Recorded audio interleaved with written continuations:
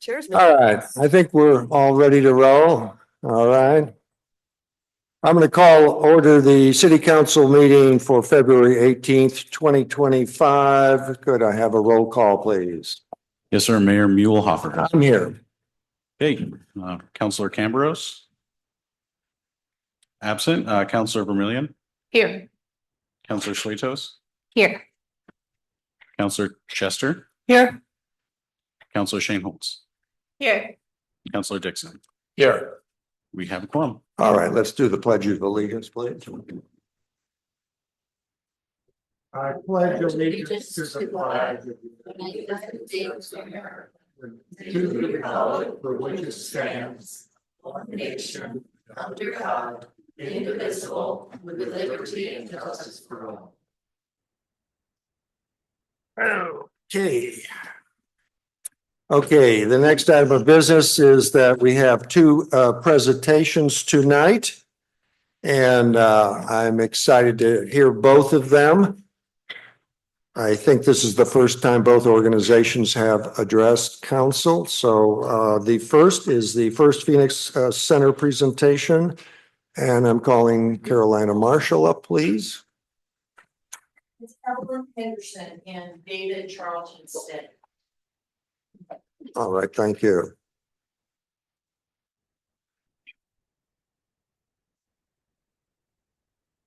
And Evelyn Henderson here runs the clothing closet. And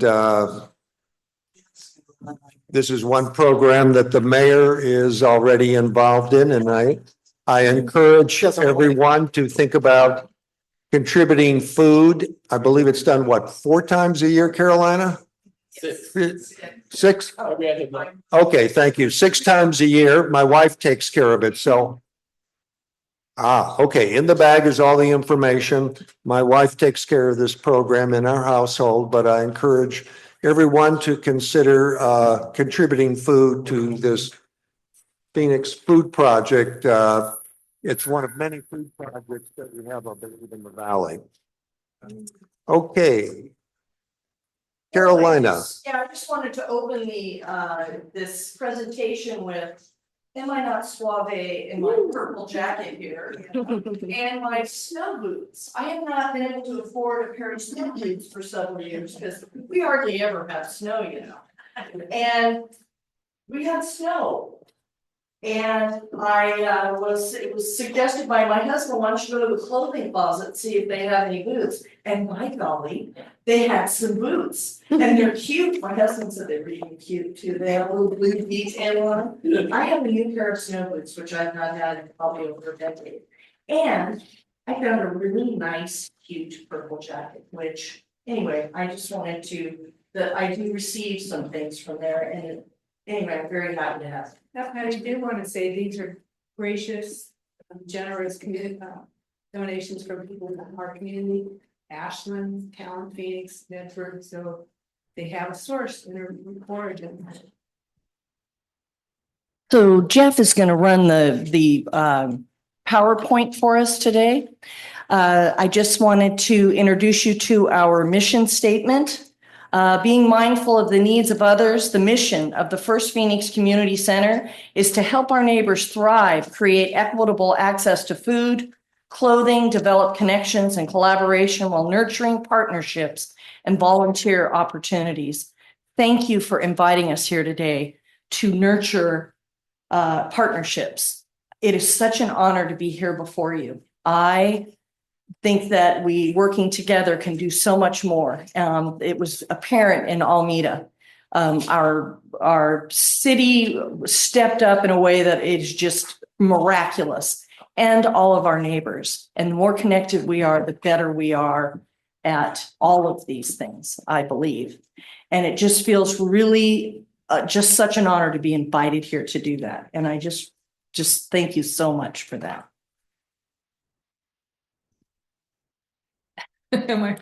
Okay, so what we've done now is our introduction, and we're going to Speak into the microphone as much as you could, please, so everyone can hear you. Thank you. So we've had our introduction. We're going to look at an organizational overview, pod overviews, and future vision and needs. And as Carolina said, being here is the first step. to looking at the future and how to proceed.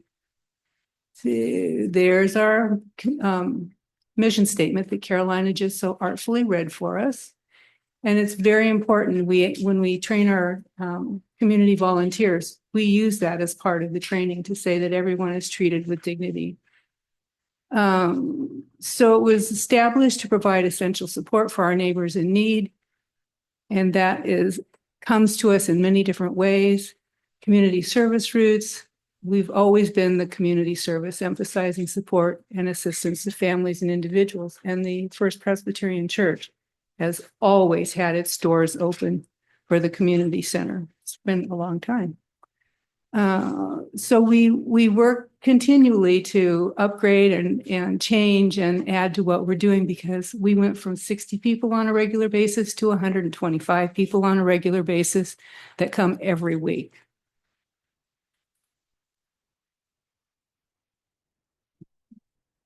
So over 23,000 visits to the food pantry over the last 5 years, an estimated 700,000 pounds of food.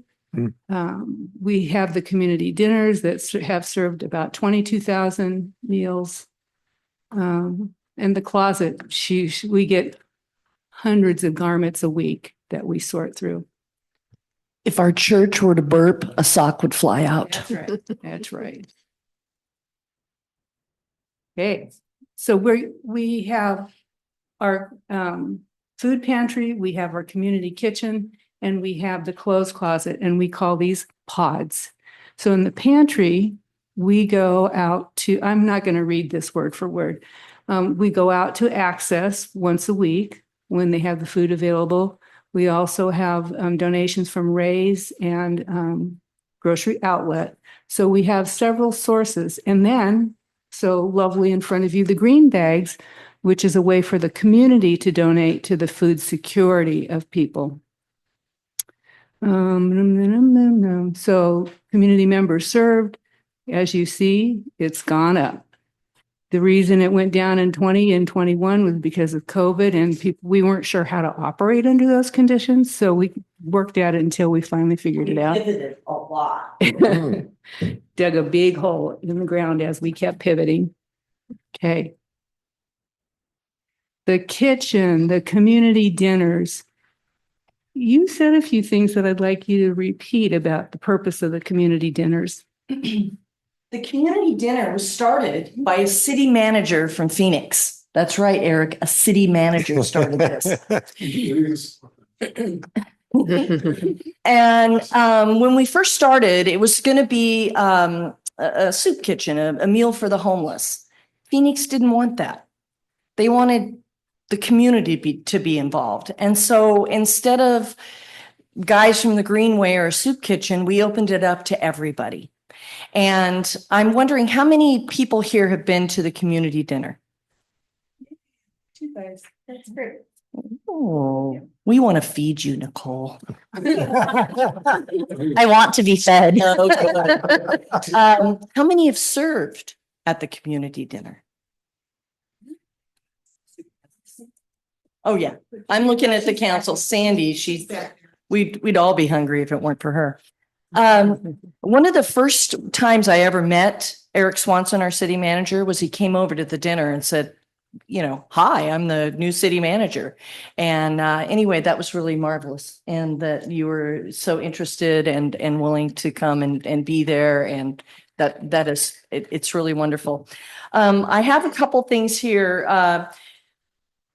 There's so much to connection at the community dinner. It is about being neighbors, about knowing who your neighbors are. Who is the mayor of the town? Who is the city manager? What's going on at the city? When you're sitting at dinner, and you can talk about those things, not in a quorum, of course, but all those, and it's difficult to figure out how to communicate. But when you're eating dinner, and that's one of the ways, and it's much more intimate. The lady in the picture here, the one on the very right, that's Yoko. And she has been to every single community dinner but one. And that was when her daughter died and she didn't come to the dinner. She does the flowers. She floats around. I had a lady come inside the front door and she was a little nervous. She was with her family. She didn't know if she'd been at the church 25 years before. Would there be anybody who knew her? Yoko knew her and they made a connection. People from Australia saw the banner and came in and had dinner. I have students who come and do their capstone projects at the community dinner. The kids come and volunteer mostly on Saturdays at the pantry, and they learn community service, and they get to see people that maybe aren't in the same situation that they are, and they get to meet them where they are and serve them. And it's magic. And last month, my stove broke. Oh, it's not my stove. It's the community center stove. And it broke. And one of the partners has been Red Cross. They've started a capstone project where they're in communities before the disaster happens. And anyway, stuff was happening. It was going to be 6 weeks. And I said, I can't wait 6 weeks. What if I buy it and then you reimburse me? She goes, I'm going to get you that stove. And there's a stove in our community center right now that the Red Cross brought to us. It's miracles. It's happening. We're feeding people. And that statistic of 20,000 meals, that was in 2014. It's probably more like 40,000 or 50,000 meals now. And thousands of hours that Phoenix High School, Armadillo Tech students, St. Mary's students have put in volunteering. They do everything from play the piano to the saxophone, to take the garbage out, to set up pop-ups, to stir the pot, to scoop up food. It's an amazing, amazing thing. All of you can be a part of this too.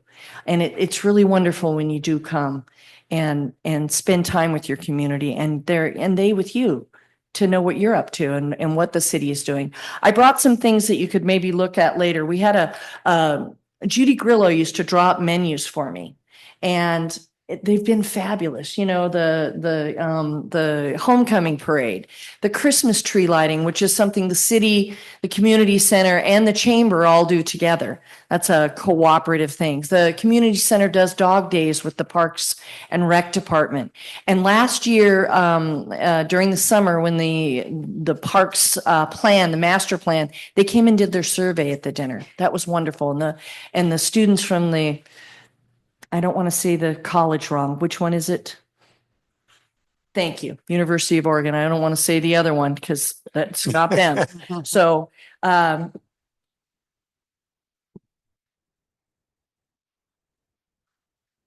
neighbors, you're our neighbors. And I'm so glad you serve and you do a volunteer position, and we appreciate it so much. And thank you so much for inviting us here.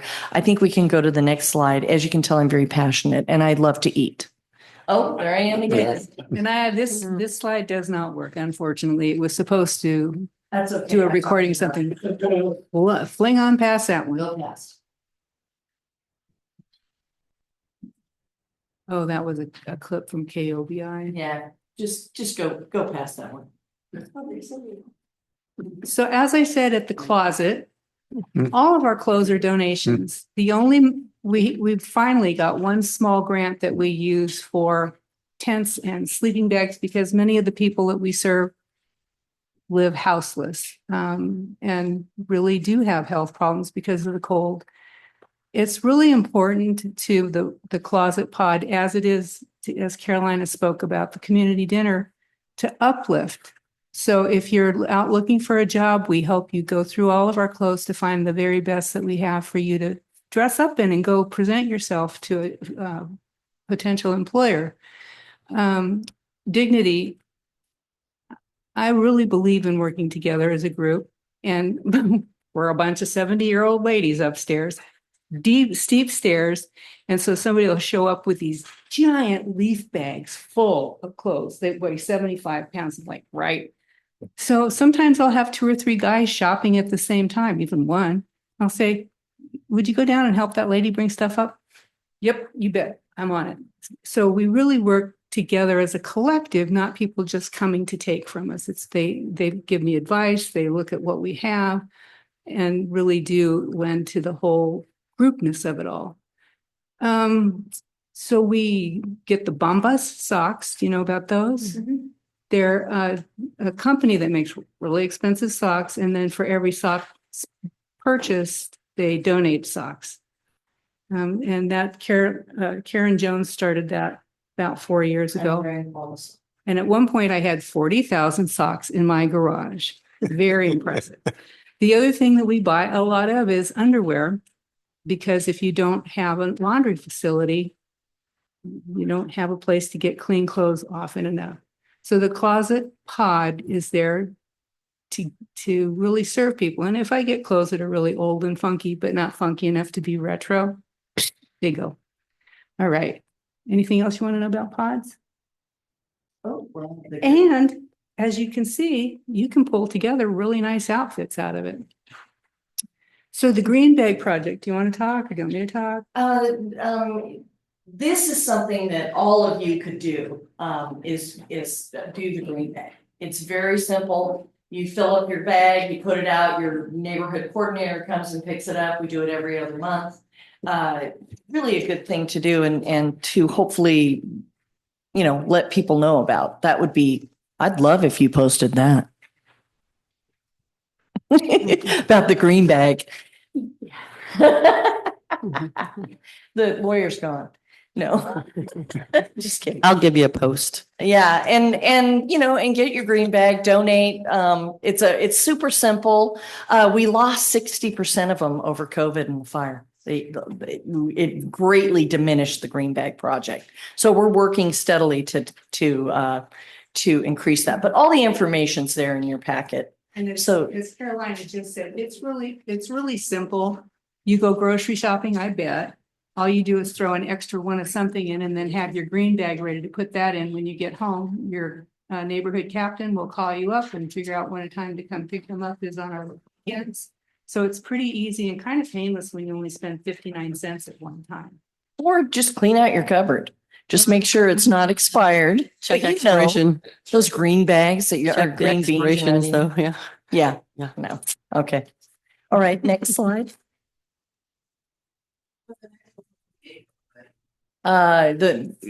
This Saturday, because we got postponed, and then yes, the second Saturday in April, Right. second Saturday in June. Yeah, So here's just a data sheet that shows you how many pounds of food that we've collected through the green bag collections. We bring them in on Fridays and Saturday mornings, and we add everything together. Plus, we do get people who are very generous and write checks instead of making the food donations. The remarkable thing about that is the donations are really important because we can't do all the shopping. However, our shopping team can save 10 cents on something you wouldn't even consider. we checkers quake when Glenda shows up. She's got her coupons and her, oh my gosh, very good shopper. So this will give you an overview of what that looks like. Hmm. Next slide, future vision and needs. Partnerships, partners. That is one of the ways that we can grow, and what we can do to help promote that with you, I think, is to give you the information. So just off the top of your head, say, yeah, have you ever signed up for the Green Bag Project? And maybe we'll come up with some great ideas on how to join all that information together. Go ahead. I have, when I first started this, I was not a believer and I'm now a believer. So part of who I am is I came to the church also. And I just have to say that today. It's the community center and it's for everybody. My motto this year is do justice, love kindness, and walk humbly with my God. And I also at the end or at the beginning of my dinner, we have a circle and we get all our assignments. And the prayer, the cry I make is, may the hungry be well fed, and may the well fed hunger for justice. And I can't leave here before your questions without a song. I haven't sung to the city council in a while. It kind of makes them uncomfortable sometimes, but I'll just sing the song I'd sing to the diners. And that is, thank you for this food, this glorious food, and the animals and the vegetables and the minerals that make it possible. Thank you. Thank you, Carolina. Thank you, Evelyn. Thank you. Any questions? I've got a couple, but anybody have any questions going around? I have a question. Yeah. When donating food in the summertime, are garden vegetables good for donating or no? Yeah, Yes. like fresh. Yeah, There's I get lots of to, good I grow too storage. much, so yeah. Yeah, they love it. Yes. Okay, great. Any other questions around here? Back there. Go ahead. Go ahead. You know what, I have some of those with me. The pantry is open on Saturdays from 8 to noon. And the clothes closet is open at the same time on Saturdays as well as Wednesdays 1 to 3. And the dinners are the second Thursday of the month, 5 to 6:30. Yes, March 13th is the next community dinner. Do you post any of that like on the website? Yes, firstphoenix.org.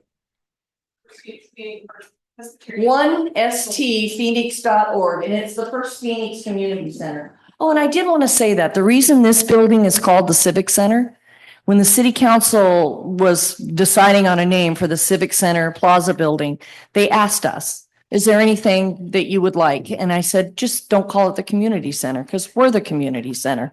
And it is confusing, but so's the Trinity. So figure it out. Any other questions, Nicole? Yeah, just real, you guys, thank you for your presentation. And what is the biggest takeaway you want us to get from this presentation? Like to get more people involved, to get Yes. Yes, the call to action is come to dinner, volunteer, join the Green Bag Project, donate cash. Yes, we'd like all of it. Yes. Because Okay. we'd like to keep up with the number of people who need to be served. We don't ever want to turn anyone away. So if we can continue to grow, it doesn't have to be huge, but if we can continue to grow, we can serve as many people as we have and more as needed. is it just anyone who comes? Who Yes, comes? No. Okay. So when somebody comes to sign up to shop, there's a clipboard up at the front and they're asked we just have them sign their first name and how many people are they shopping for in their family and are they a veteran? We don't ask for any other information. And when you come to dinner, you just sit down and we feed you. I might coerce you into doing dishes, but usually it's just the dinner. But I want you to know it's nice. There's pretty flowers on the table. People wait on you. They ask you to be seated and then they ask you what you want to drink. We had chicken cobbler last time with mixed greens and Valentine cupcakes. It's divine. And my only question, and I think the most important for me is the trend is that there is a greater need for your services in the community, correct? Yes. And that's really important for this council to understand that Yes. you have been needed and your need in the future is greater than the past, correct? Yes. All right. On that, okay. Summer vegetables. Mhm. At the community garden at Blue Heron Park, we have 23 gardeners, 23 plots. And if there's extra, we don't waste it. Send it on over to Carolina's second home. Excellent. Any community member can donate, in the summer or even winter. Summer's really good, because that's when they grow. Okay. Okay. So that's it. All right. Thank you. And I'm just gonna Excellent. make a quick comment. Sure. Thanks for the presentation and the update. I kind of had an idea of a lot of it, but the numbers really strike out to me. And so I appreciate you doing what you can. And, in our world, and especially the United States, there should be no reason why people should be hungry. And so thanks for being part of that solution. And, I look forward to work and again, continue to work with you on events and all the other things. One thing I will mention is having someone that's been here, involved with the fire, one thing that I've often seen a need for, and there's a lot of barriers to, is some mental health kind of work to be done. And if there was, some way to lower that barrier, I don't know I'm just giving you a problem. I don't have a solution, but I think it's something I think with the atmosphere you got over there, it would be really more inviting than going into some other type of situation. Volunteers would help lots of things that's happened. Because it is a lot, it was a lot of trauma, Yeah. that was involved. Thank you. So anyway, that's it. Thanks, sir. All right, well, thank you again. We really appreciate you coming up. All right, we're going to move on to the second presentation, which is for the Save the Phoenix Wetlands Group, Robert Coffin and Scott English. Please come up and all right. You can bring up as many as you want. I don't know where they're all going to sit, but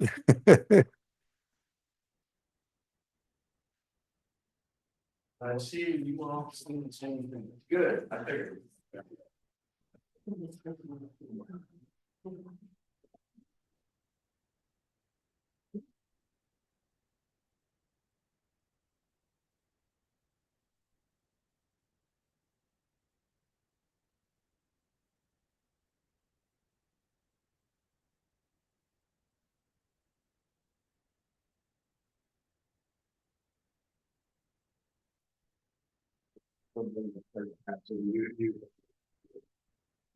Okay. Here, you guys. It's your air button back. Oh. You guys didn't get to run your show. I get to run mine. Hi. City Council, staff, and the community. It kind of works sometimes, doesn't it? I'm glad to be here. I'm Robert Coffin. I'm one of the Save the Phoenix Wetlands group. I'm here with Pam Thornhill, a Phoenix resident. I'm not a Phoenix resident, but I used to be, and my kid grew up on Camp Baker Road doing all kinds of neat stuff, including a sheep chase down the street to First Street, but that's another story. And we're here with Scott English, and I think we'll all introduce ourselves.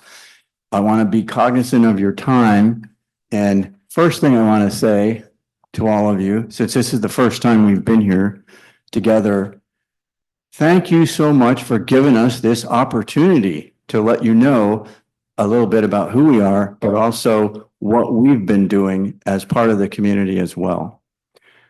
The slide you see in front of you, Miracle Mile, sounds kind of big, doesn't it? We're going to get into that in a minute, and I hope by the time we're done, you're going to agree that Phoenix has something very special, not only for our community, but for everyone else as well. So let's move on, and it looks like I can do that. So tonight, all we're going to do, we can take questions and we can cover other things later, but it's really just to let you know, who are we and what have we been doing? And there's a lot of different things, so we're going to move right into it. You all have a packet in front of you, and in it is one of those cards that tells us who the Save the Phoenix Wetlands people are. So I'm not going to read that because you can all look at it later after you've heard the presentation and you go, whoa, I want to relook at what those folks do. You also have a little summary page that shows you what we did last year.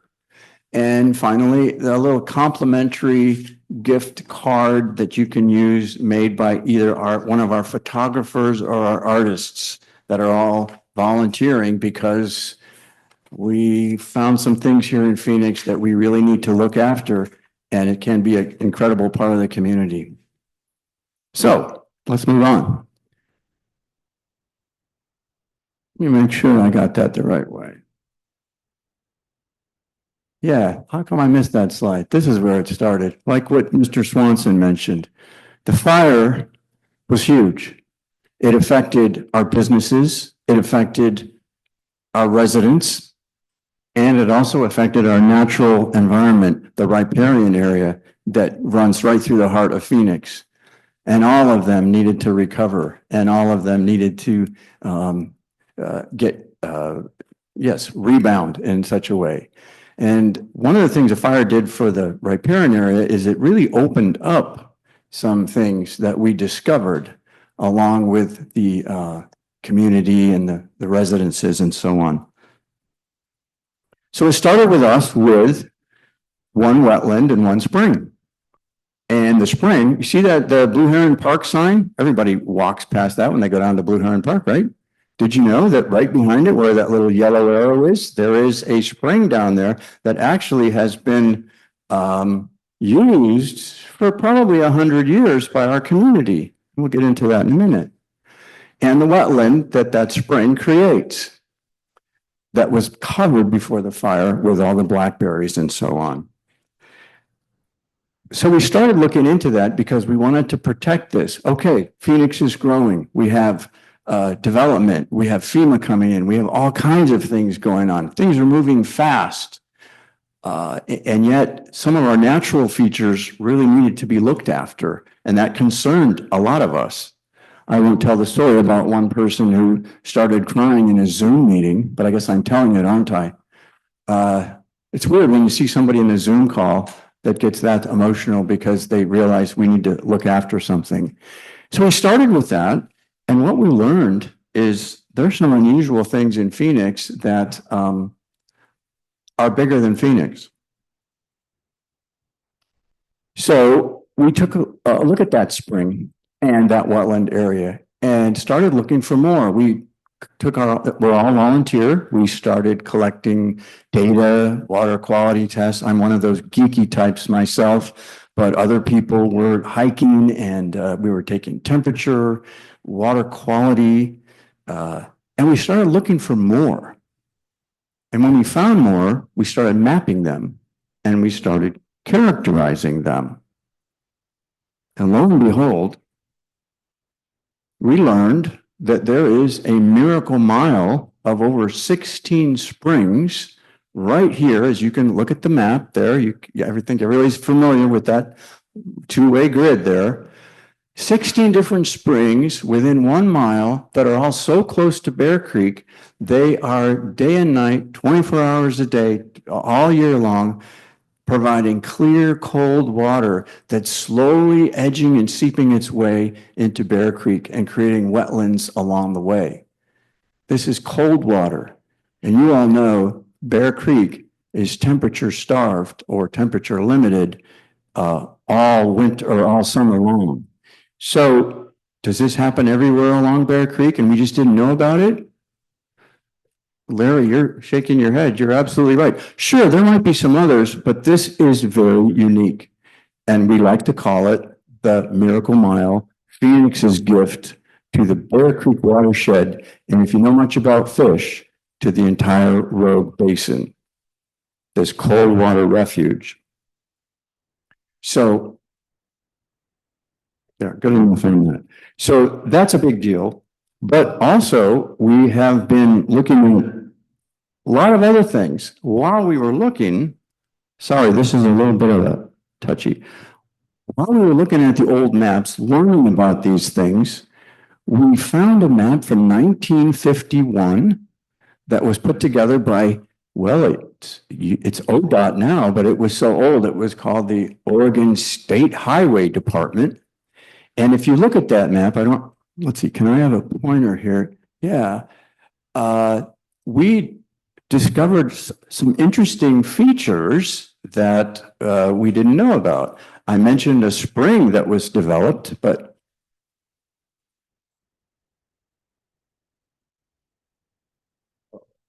don't worry about it. Okay, my pointer doesn't work. Anyway, if you look. Hey, I have one that's better. That still doesn't help you all though. But for those of us behind me, if you look at this spring, and this is a map that shows some features back before we put in that two-way grid. Here's the shot of the two-way grid going right by right there. That's the one-way going to the north. Well, take a look at this, and you probably can't read it, but over here, there's a barn. Over here, there's a calf pen. Over here, there's a feed lot here. The entire Blue Heron Park used to be a dairy farm for 100 years, probably, or more. And this little feature right here, somebody wrote in, we didn't, milk house. So here's the shot. That's a little close-up shot. So right here, right down there next to the sign that you drive through, there's this little concrete foundation that's sitting there. And it's the foundation of a milk house. That doesn't exist. That's just an example. If you can see that up there, that's an example of what a milk house was. But what's fascinating about it is a milk house was back before we had electricity. Anybody here know what one is? Anyone want to steal my thunder? No. Scott, you would. Anyway, before we had electricity, they used cold water from springs to keep a dairy farm milk cold for the customers. And so it has to be next to something cold. So what we had near that spring was an old milk house, and we have contacted and learned the person who is the granddaughter of that farm, who now lives in North Carolina and is just over the moon happy that we are kind of resurrecting and finding these things and learning more about our Phoenix in the past. So we found some of these features to go along with our work with our wetland and riparian areas. Moving on to something else, probably a lot of you know that for the last couple of years, we've been participating with Earth Day, which Sandy could probably come up here and, no, I'm not giving you the time, Sandy, for that. But part of Earth Day is in the morning, twice a year, we do these cleanup events, and they've blossomed, you all. Used to be we pick up trash, but once the trash is picked up, people like it. They're starting to say, let's pull the blackberries out. Let's plant things. Let's work on the pollinator gardens that are down along in Blue Heron Park. And we've been part of these 9 different places along the cleanup, the Bear Creek Stewards cleanup event. We've been working with them. And I guess I can say last year we were tied for the busiest site. And I don't know, I just think that's neat. People like this place, and you're seeing part of the reasons why. Marsha, do you see the picture? Okay, somebody else. Okay, what are we looking at? Take a look. It's just a picture of little cute kids, right? No. These kids, and Yessie, you can stand up if you want. Here is the owner of the first ever outdoor approved preschool in Phoenix. And those little kids, you would go, oh, they're having fun, aren't they, in the areas you guys cleaned up? Well, guess what? They work. I mean, I'm serious. These little kids with their little hands are running around with mulch and drop it off and pull weeds and really kick it. So, yes, it is wonderful to know that we are passing the generation down with some of our natural resources, and of course, but it is fun to see them actually, she really is weaving that in, that, you know, there's play, but also be a part of it. And they are a part of it, the Blackberry Academy is. Zora, you're here, aren't you? Do you want to stand up for a minute? No, she probably doesn't want. She's Mr. Swanson, you mentioned a little thing about people from the fire. So Zoya, if she doesn't mind me explaining, she used to live here.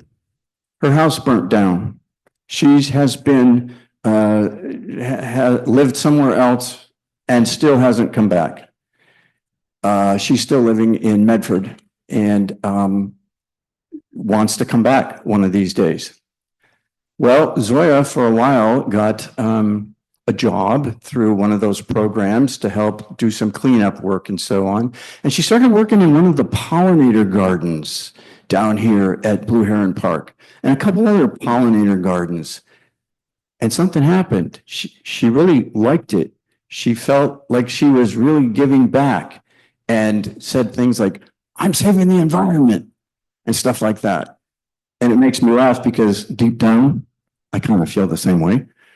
But anyway, since then, Zoya has been, whether she gets any pay or not, has been working down at Blue Heron Park and is probably one of the biggest, hardest workers for cleanup along, you can see one of the pictures there. She's helping plant at Blue Heron Creek. She's done a credible amount of weeding, and one of these days she's probably going to get back here to live.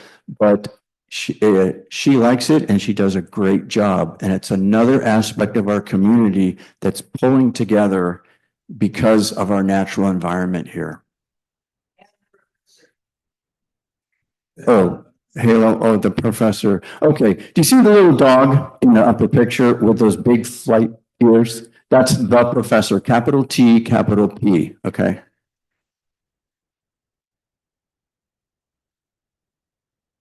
And now I'm gonna pass it over to Pam Thornhill because I told you there was a spring in this creek, right? Well, what I knew, it was just this ditch. Nobody even knew what it was.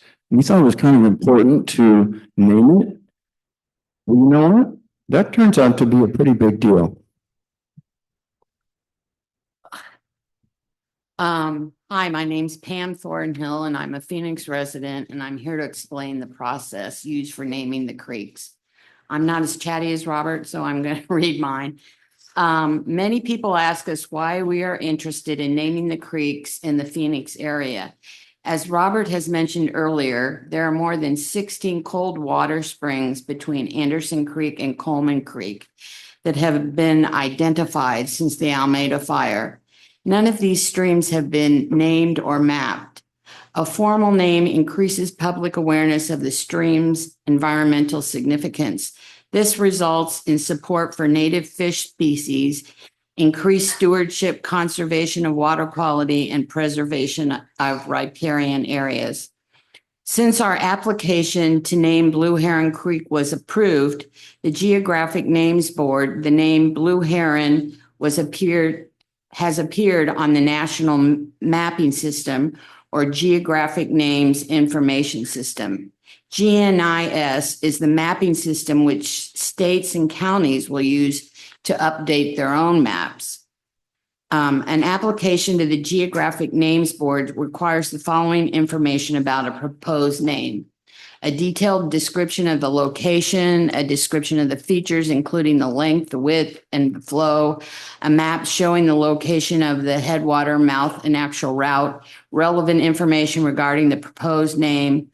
All of the members of our Save the Phoenix Wetlands group have contributed to assembling the required information for this application. Our new application proposes to name the creek that flows below the Civic Center and into the pond below. This creek continues under Highway 99 and into Bear Creek. It provides a clear, cold water as a base flow to Bear Creek year-round, including summer months when high Bear Creek temperatures impact our native salmon and steelhead populations negatively. We are proposing to name this creek Beaver Creek in honor of the beavers who took up residence in the pond before the Almeda fire. We are asking for letters of support from the landowners, community organizations, and our political representatives. We are requesting that the city of Phoenix provide a letter of support for naming this creek Beaver Creek.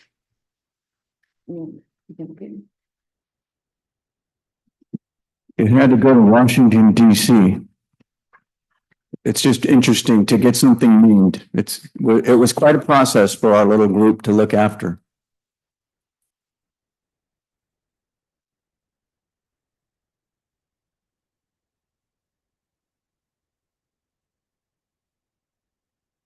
My name's Scott English and I reside at 650 Ashland Street in Ashland.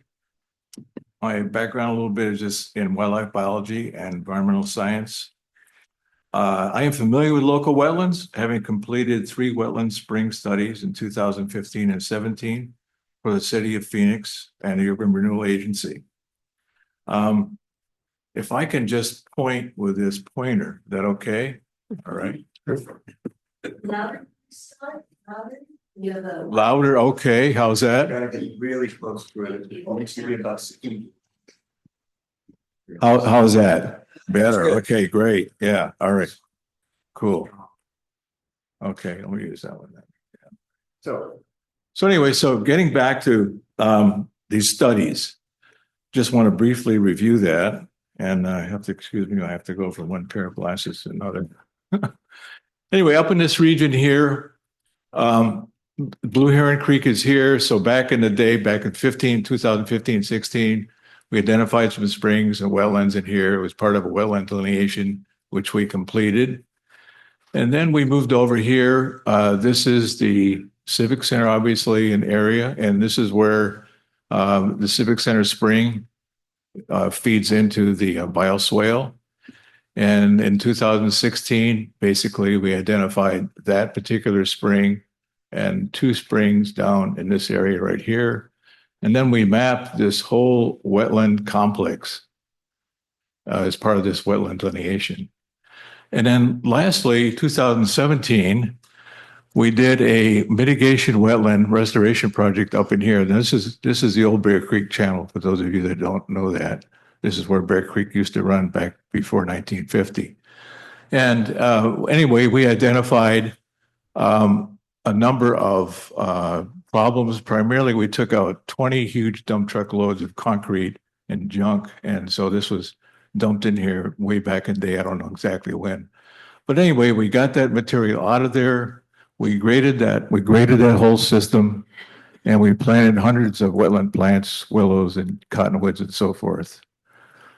And that now kind of brings me to talk a little bit about the plan to create a walking trail in this area. So we submitted, what you're looking at here is a conceptual plan that we submitted through Pura in 2017 that identified this particular bioswale that has a spring here, 2 springs down here, and dumps into a spring system that eventually goes into Bear Creek, actually. And this is where Pam talked about the Beaver Creek being named here. This would be part of the Beaver Creek section.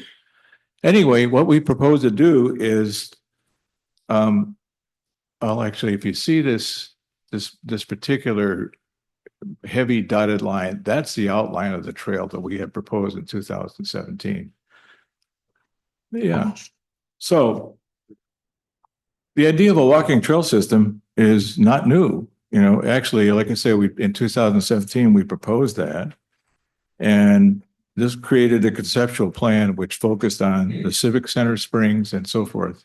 So as you're taking a look at this, you can look up in here and you can see, if you're down at the level of that detention pond, which is this pond right down in here, you can look from there and you can see the foodery is over here. This is that new building that's being built right now, overlooking the pond. Great place for birds, lots of waterfowl in here in places. Pardon? Oh, of course. There we go. There's Moxie up in there. And there's a couple of springs down in here that we were located, years ago, and then recently uncovered them. So the idea is to create an interpretive trail that encompasses the springs, the wetlands, the bioswales.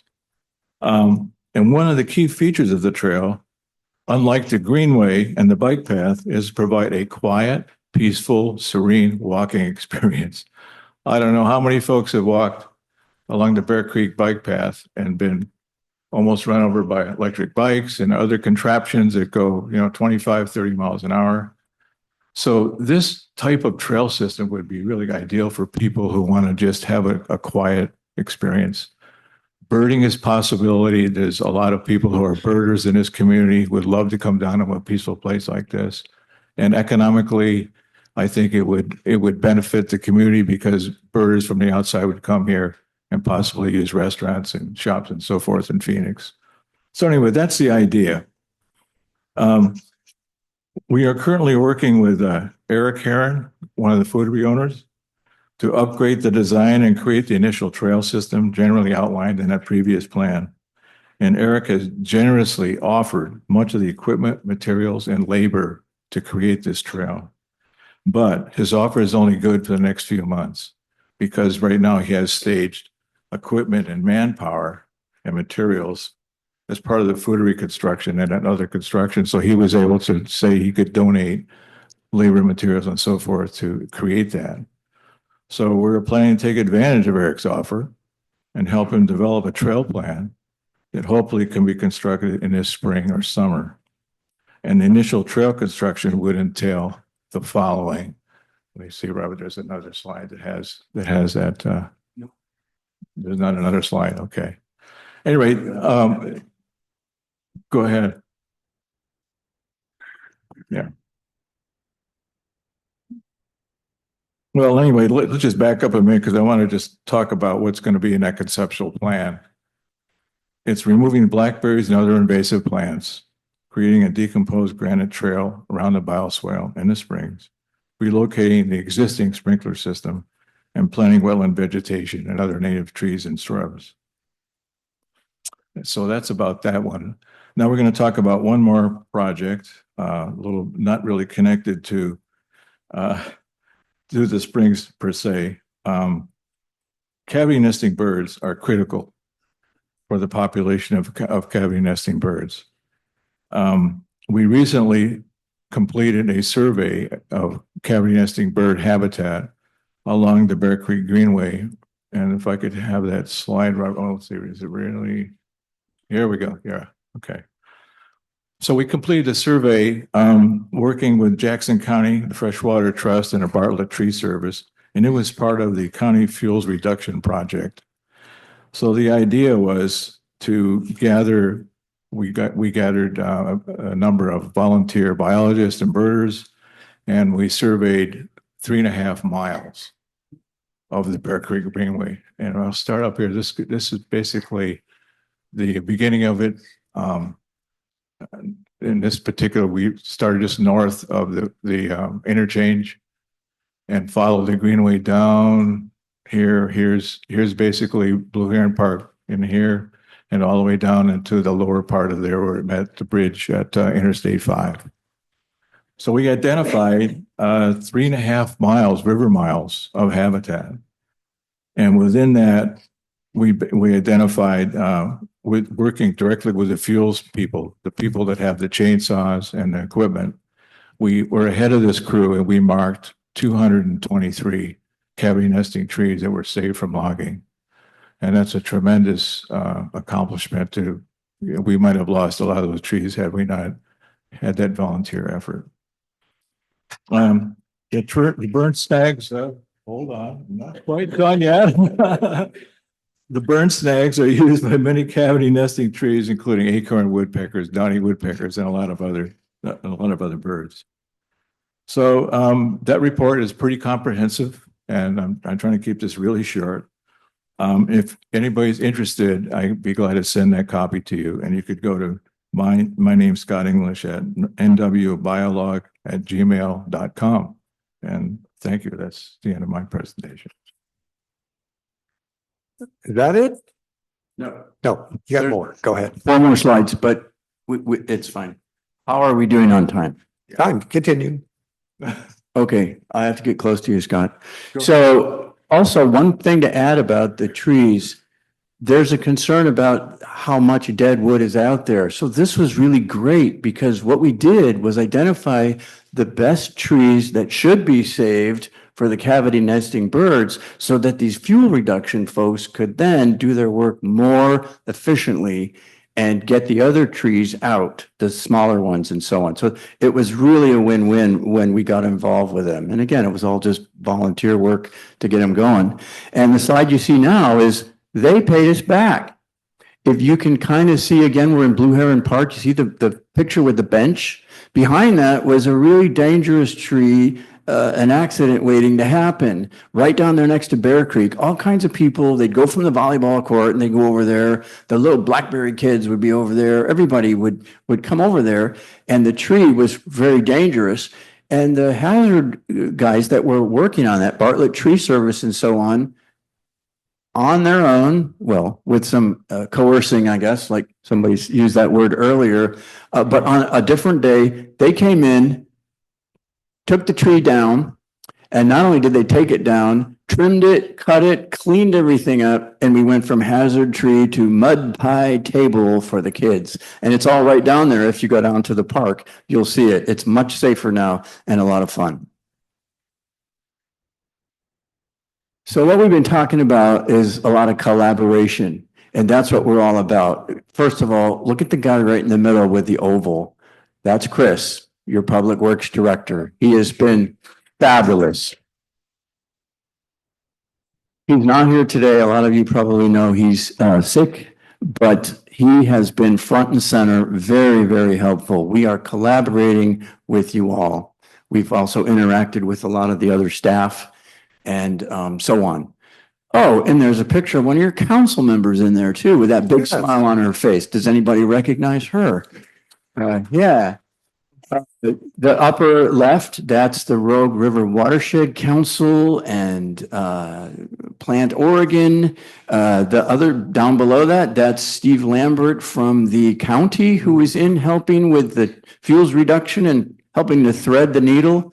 And so it goes. A lot of good collaboration. We like transparency. We want to work with folks. We want to get stuff done. Here's a little bit more. I got to list them because they're great. Here, we're looking at one of the pollinator gardens down there. So this isn't exactly wetlands, is it? It doesn't matter. It's all part of the big picture. And you're looking at SOU students that are learning how to plant pollinator plants. And we've been working with, well, probably the biggest there who's here as well, Pollinator Project Rogue Valley, who you've all heard. We've been working side by side with them with the native plants and pollinator related aspects to all the things that we're doing. Zoya's been down there helping us. The city's been down there. Southern Oregon Monarch Advocates, Bee City Phoenix, and the Rogue Valley Council of Governments. I mean, you know a lot of these acronyms, and they're more than acronyms. They're a lot of people with a lot of agendas. So, kind of wrap up, we do get the word out. There's we have tables at different events. We provide tours. By the way, if any of you want a tour of any part of the Miracle Mile, we'd love to. Anybody want to go see that spring? Whatever. And we've involved the media before, and I think that's Senator Golden there standing there with me. He had a great tour one day. So we are trying to get the word about all of the great things that we've discovered recently from along the Miracle Mile within the city. And I think that wraps it up for us, and would love to take some questions. But like I started with, I want to thank you. You've given us a great amount of time, and I really appreciate that we got to do that. Thank you. That was a great presentation. Really enjoyed it. Let me just start out with some comments. Okay. You've asked for us to approve the naming of the water that flows right under this building, Beaver Creek. And as far as I know, there's no fiscal impact. This is something that I understand is part of your plan. I would ask the council, do you have any objections to this organization moving ahead with that name, including our city manager? Any comments on it? It seems appropriate to me, but I defer to everyone around the table. I would suggest, yeah, we could bring back a staff report, make a recommendation, so we have all the Okay, issues in front of us, but yeah. a name. Okay, If you'll hear that, it's just to approve the name, nothing else. okay. Right. Okay, all right. I think we've had this conversation. I think we may have to call you back to get some more information, but I think that's Okay, what I Okay. would suggest. Yeah. all right. Any other counselors on the name at all? All right. Yes, Thank you for your presentation. I really liked it. And I think a tour would be fun. I had a question about the Parks Master Plan. Have you spoken with University of Oregon? Because we have been in contact with them for our Parks Master Plan, and it's not coming out till May. So I'm just not sure if the timeline of like building that trail in that area would match up with when the plan's done. That's a very good point. First of all, the answer is yes. We have interacted with them. We took a tour, and I think they really appreciated our expertise of, on the ground from what we discovered and what we thought would be good things. Plus knowing that the Beaver Creek Trail, which would be part of it, was already really identified and put in 2017. So the only issue is because there is a developer who could jumpstart this, saying, before I remob my equipment off the site, I would like to provide them as value to get it done. There's a time deal here. So our hope, yes, we're working with them, and our hope is if we can just do that as a first step, get a basic, as Scott mentioned, the basic trail and the decomposed granite, and just get it in, since the trail's already there with irrigation lines and all that. If any of you haven't been out there recently, the city just took care of all the blackberries, and it's very easy to see. So that's my long-winded answer to say we're working with them, but that is one of the issues, is the time frame, because we've got this opportunity and it would really be nice to capitalize on it. And I guess my question is, with the update, I can't imagine how the update to the master plan would be counter to what they're doing. I mean, I just can't imagine that. Why would they exclude this type of initiative? So Well, I would assume it's going to be in the master plan. Otherwise, it doesn't make sense to me. Okay, as a citizen. and here we are. I mean, you saw the pictures. It's Yeah. right here. There's an Yeah. opportunity 50 feet away with all the new development. I mean, the Foodery and Moxie Brew and these other buildings and this building right here. Right. And it's right there. To have that be something aesthetically beautiful, but also natural, as Scott mentioned, and provide this like little walking place of peace Yeah. would be a perfect little thing to get started right here in Mhm. Central. Yeah, I think it's a great idea. It's just like the logistics of it all is what I was wondering, because we did just get that grant to have the whole parks master plan revamped. And so that's what I was wondering when I heard that there's that timeline that you want to get it done now. So that's kind of when you talk to I'm not sure you're aware, but you are part of the Parks Master Plan. There is discussion about the wetland that the city owns back there. And then there's property that you mentioned earlier that it's not only Eric Heron, but Kyle Taylor that's involved. And we've had Thank you. Okay. numerous conversations. That's probably what you saw, was most of that was due in part by the conversations we've had with those individuals. So. Okay, we're and making just to progress. follow up with you one more time, Counselor, any trail, it is a stepwise process. So to me, it would be great to do the maintenance, call it maintenance from 2017 and get that done now, knowing full well there's all kinds of things, the signage. My gosh, we meant the picture with Moxie Brew. There's a beautiful spring over there, and what a wonderful spur that would be to have people walk over there, look at a spring that's just gushing out and know it's one of those cold water springs, and then just climb out up by Moxie Brew and people could walk around. But that all has to come later. That needs to be part of the master plan. So that's why I'm thinking we can get the nuts and bolts in and then take our time and do it right. Okay. Any other comments from counselors, questions? Is there a land use issue with any state or county because of the waterways there? Is there anything that would have to be approved from the state, county? Yeah, I mean, we all are cognizant of, we're in sensitive environmental areas, and so we have to, move forward as such. Okay. So that's a good question. So they're here to press this forward. So what are we doing? Like, is there gonna be, like, I guess that's my question. Like, are we, like, it sounds great to me. I don't know, like, would it go, do we put it on the agenda again? I mean, they're here. I feel like we should say, like, we hear you, we're moving forward with this, or we're gonna keep going, or we hear you and we're gonna investigate. Like, like, if I just did this presentation, I don't know, and I'm new and I don't know what the requirements are, but like, is there a consensus? Are we doing something about it? Like, I guess is my question. I think, yeah, if there's a motion to be made, you could just direct staff to move forward with the naming is what I heard. Name, so. Oh, but that's not what I'm talking about. I'm talking about the trail. And we can give an update on that too, at the same time. Okay, could we get an update fairly soon on it? 'Cause Yeah, no, I think think this- council wants to Fortunately, the follow up. guy that would probably give you the best update is out sick tonight. Okay. The guy that was in the oval picture. Right, He's, right, Mr. Stevenson. But Zach and I have also talked to Eric and Mr. Taylor, and that is the goal, is to make that a nice amenity, not only to their restaurant and the other restaurants in the area, but also just for the public, you know. Right. And so it's adjacent to our civic center, just.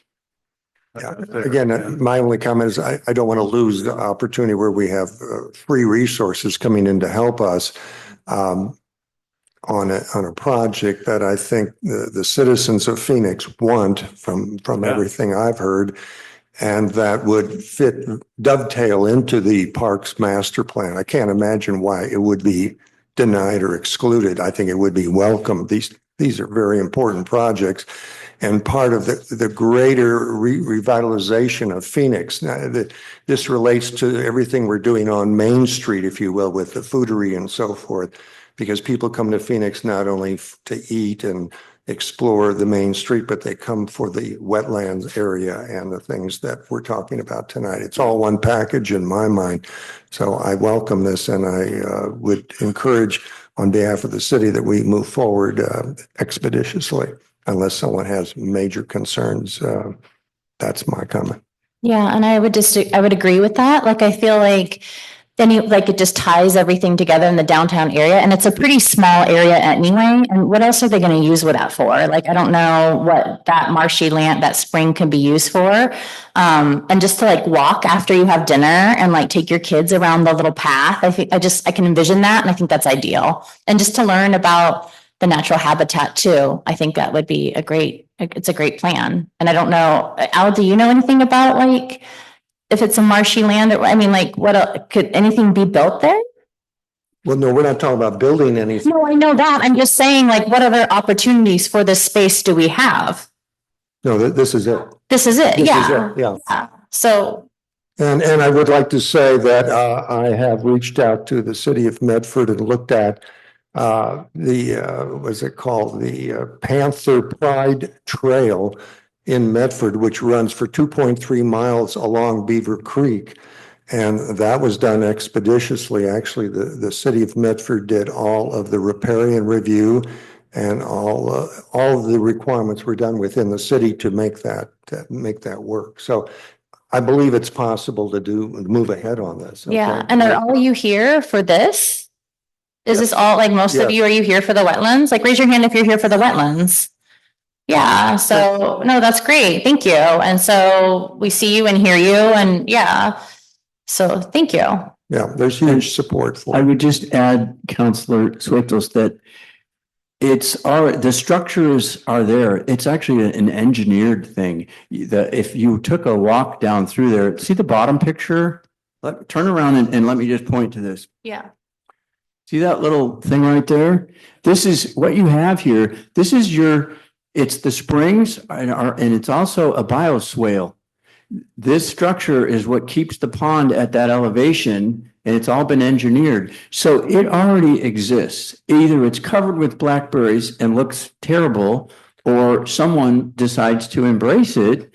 And we want to help with that as volunteers as well, if we can make sure it's natural and it's done, in a good fashion. I won't say the correct fashion, but in a good fashion. That's all. So it's already there. It's not going away. It's all the structure's there anyway, hidden or exposed, however we want it. Yes, go ahead. Go ahead. Thank you. If I can, thanks, Councilor Shane Holtz, for the question about the master plan, because it does bring up a good point. We've spent 2.5 years working on the master plan, and a fairly substantial amount of money and investment and community engagement in the process. And so I would be a little hesitant to jump in and do work before the concept plan is reviewed and approved by the council.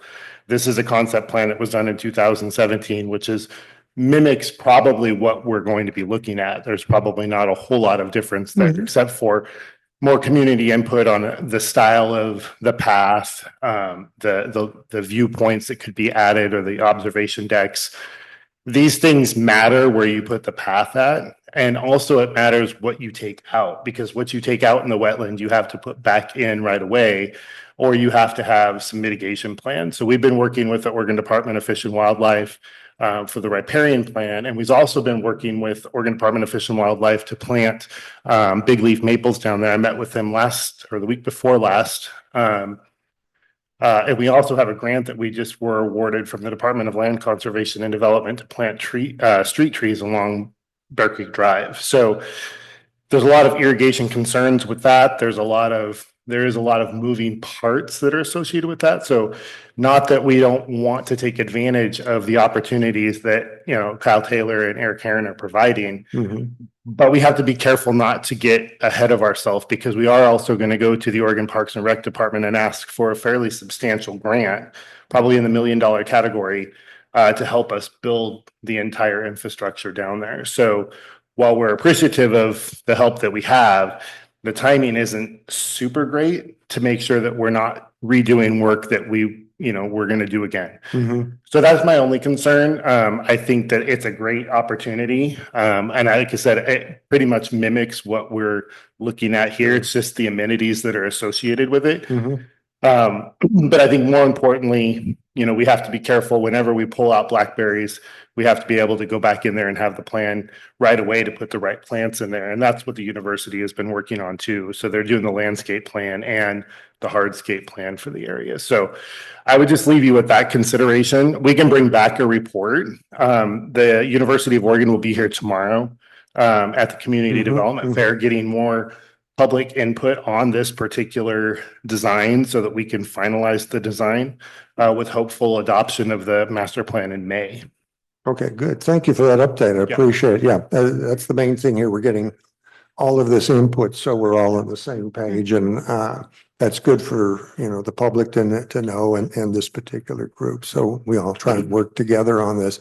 We're all after the same goal. There's no question about that. It's just we're working together towards that purpose. Okay. Even walking down the footpath behind here, like you're in a different spot. You're just barely away from the highway, but there is that fill that's going to be great. Good. That is there and will be. Good.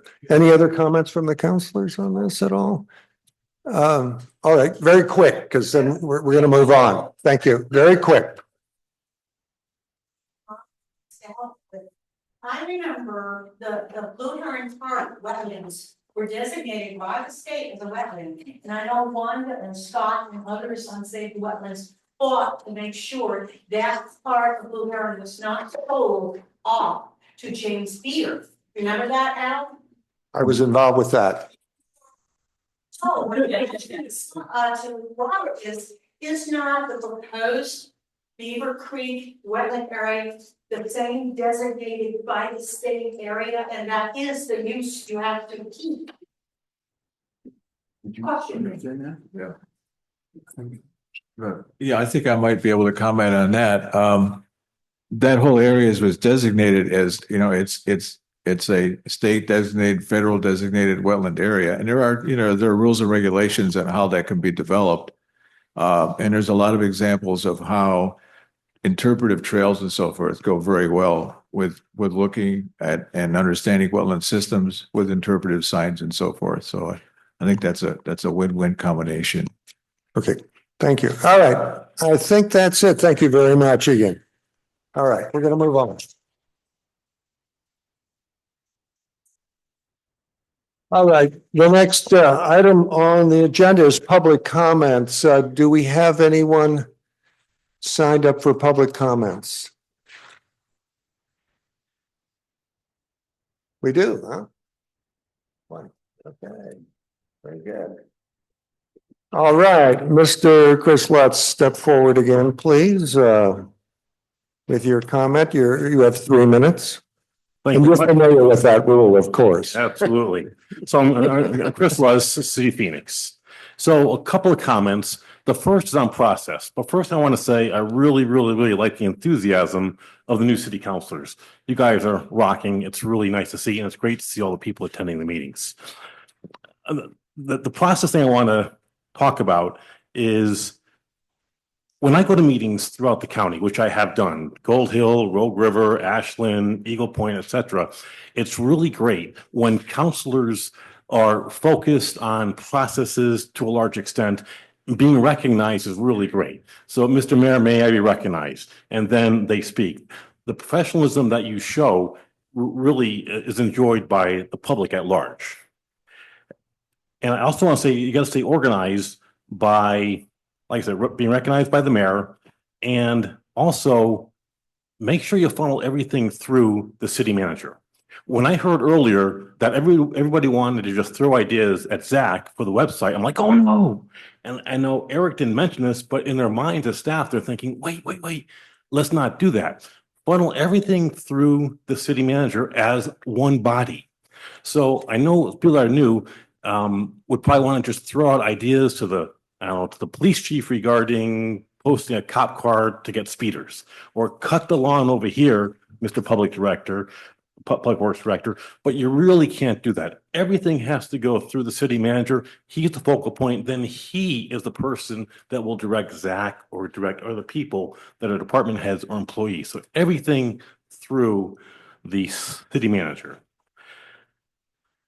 When it comes to when I heard earlier that you wanted to make a decision on doing the project that we just heard about, which seems like a great project, it wasn't agendized. You need to have the item on the agenda so the public sees it if you're going to make a decision. So tonight, if you guys would have made a decision to do what you're thinking about doing, I would have raised holy hell and said, you can't do that. It wasn't on the agenda for the public to see. Now, new councils will learn all this stuff and lean on Eric and the staff. I'm speaking for Eric, but feel free to go to staff or go to him and have him set up an appointment with the finance director regarding budgeting, or Zach regarding planning, and just funnel everything to Eric. Okay. I have an idea. When I go to Jacksonville around Christmas time, or I go to Ashland during Christmas time, it's beautiful. The lights are amazing. A number of years ago, I know throwing out ideas is easy, implementing them are the hard part. A number of years ago, we did baskets on Main Street, and they look absolutely great in the summertime. We also changed the lighting out on Main Street, the Christmas lights. What I'm asking is that we try to do, not copy, but do like Ashland and do like Jacksonville and have great Christmas lights in around Christmas time and get the businesses engaged. The budgeting process is coming up, and this will take some money. So step one, you put something in the budget to help facilitate more lights, better lighting, and getting businesses to participate in lighting in Phoenix. So when people come into Phoenix to the Foodry or whatever, they see a great environment in downtown Phoenix. That's my idea. And that's it for now. Thank you, Mr. Mayor. Thank you. Thank you, Council. I think we're allowed to ask very minimal questions or clarifying questions, not much, but we're allowed to say something. Can I say something? Say something. I have a clarifying question. So you said to have everything go through the city manager or whatever. Yes. It was during a study session. So aren't we all just supposed to be brainstorming ideas? Yes, absolutely. But you don't want to direct Zach to do things on the website. You want to get your ideas together as a council, one body. That's why your idea of having a second study session was amazing. Okay, that's okay. And then you're going to synthesize all those ideas down as a council, and you go, let's do these 5 or 6 ideas, and we're going to pass them to Eric, and he's going to facilitate who will take care of those ideas. So your idea, Councilor Swados, to do a second session, perfect. I think he was speaking about the presentation, if we made a decision when it was just a presentation and not agendized. No, I think if you're talking about, I'm talking about the study session. I'm Yes. talking about the study session about communication. yes, I'm just gonna, I think I disagree with you. I think it's fine to give ideas and Yes. say what I think, what I see as needed communication. yes, And so I'm just gonna disagree with you. that's okay. Yeah. But then you take those ideas and you synthesize them down, and then you give them to Eric. I don't, well, we can agree to disagree. That's fine. That's fine. Thank you. Okay, thank you very Thank much. you very much. All right, I don't have anyone else for public comment tonight that signed up. So we'll move on to consent agenda. We are going to have the individuals under 5B come up and talk. So we will be pulling that off the consent agenda. And as we did at the last meeting, and then the only thing left on consent agenda is minutes.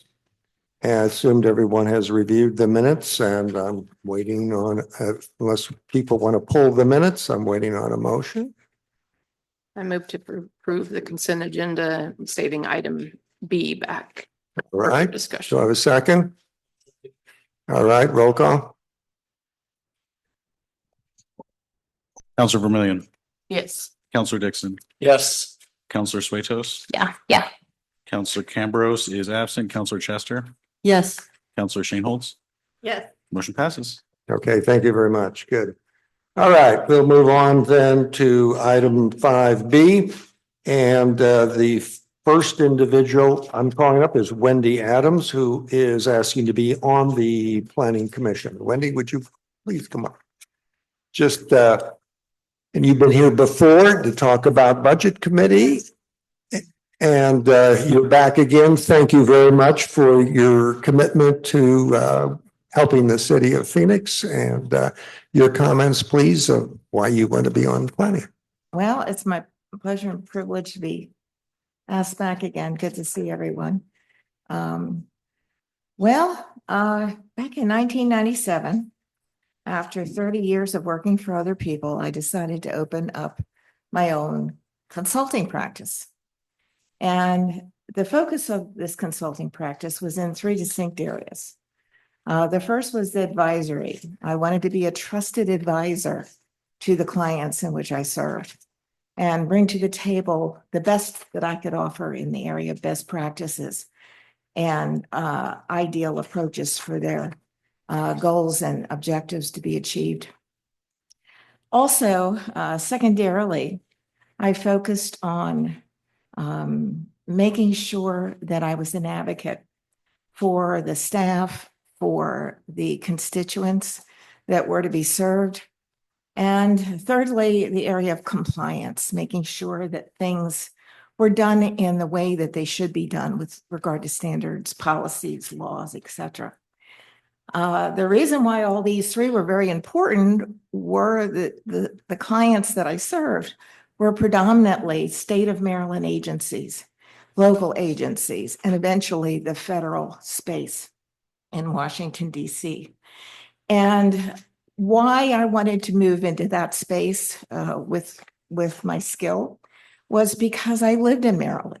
And I wanted to be able to contribute back and be a part of the mechanism and the processes that were involved there. Some of the clients that I worked very heavily with for 21 years were the Department of Transportation, State Highway Administration. I did some work for Recreation and Parks, Department of Agriculture, Department of Labor. And for the first 5 or 6 years that I had my business, I was a noted speaker on the quality conferences for the governor. I was very much entrenched in that community for a long time. I was finally able to take some of that wisdom that I learned at the state level and migrate that to the federal space in DC. I supported the Department of Justice, Department of Labor, and also Homeland Security there. Coming back home in 2002, I moved back to my old neighborhood, and I was able to buy a property there, which I found out in the first month that I was living there, was actually a potential historic property.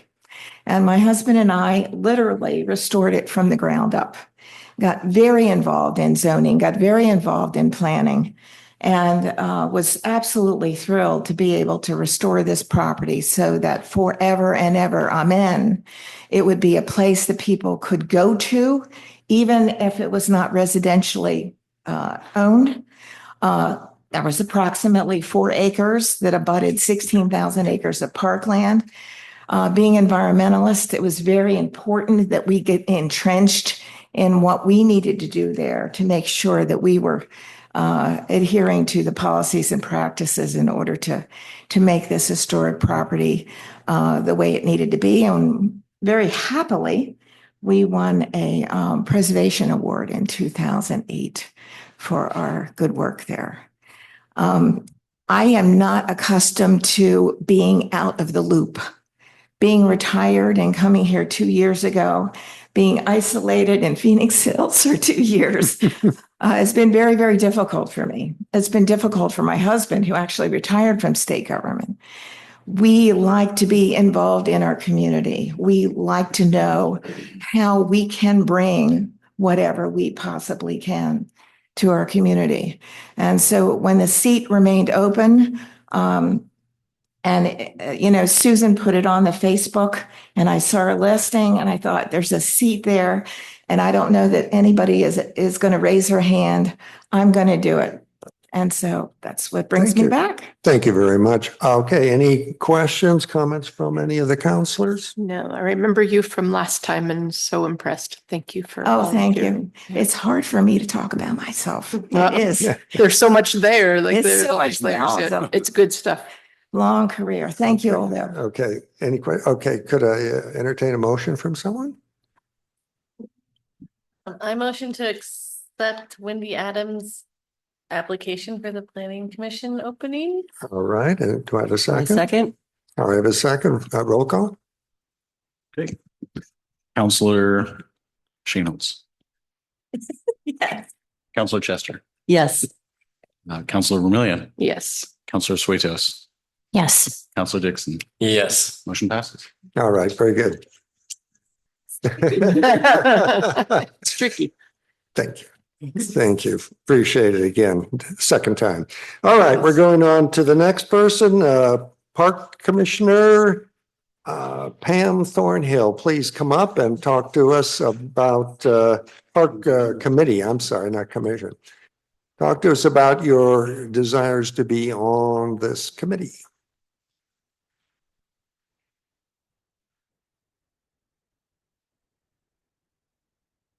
Well, my family has lived in Phoenix, and we've had 3 generations of our family in the parks. My children grew up there, and my grandchildren are playing there now. And I've been involved in the Save the Phoenix Wetlands and the cleanups. I think we've done 3 cleanups in the park. And the first Earth Day at the Blue Heron Park, and then a previous Earth Day at Clyde's Corners. And I just feel like it's something that I'm called to do, and I'm really interested. Okay. You have questions? Any questions, comments from anyone? No? No, we're glad to have you. Thank you. for volunteering. Okay, could I entertain a motion? I move to approve Pam Thornhill for Park Committee. Second? Second. All right, roll call? Counselor Vermillion, Yes. Counselor Shane Holtz, Yes. Counselor Cambros is absent. That's what I was looking for first time. Counselor Chester, Yes. Counselor Suetos, Yes. Counselor Dixon. Yes. Motion passes. All right, good. Thank you again, Pam. All right, and is Diana Rasmussen here tonight? And she's hiding back there. I thought I saw you. Please come up. All right, Diana Rasmussen is asking to be on the Parks and Recs Committee. Welcome. Thank you. I came to Phoenix in 89. And I've been here, family involved in parks. Nature is very, very important to me. And the second day I was in Phoenix, I went down to City Hall and said, how can I help make this a livable community? So I started out on the Planning Commission. And then I went from there to the council, and then all the various committees throughout the valley, metropolitan planning and the Greenway and whatever. I'm here because I feel like I have to get involved locally. There's not much I can do in the national picture, but I think parks and recreation and activities for all levels and all ages is a vital part of being human and keeping our sanity. So I'm here to protect parks. which I have a special place in my heart for the Greenway because I was on that committee. I served for 12 years with the city. And the Greenway has a special place in my heart and it runs right through here. So that's one of my particular interests. I'm glad to see education happening in the park with the Blackberry kids. That's really exciting. I think kids can learn from becoming intimately involved with nature as much or more than they do in a classroom reading about it. You know, there's nothing like a flock of red-winged blackbirds to really teach you what a red-winged blackbird is versus a picture. So I'd like to be involved in that. I know there's a bird count coming. There's a cleanup of the Bear Creek coming. That's all this week.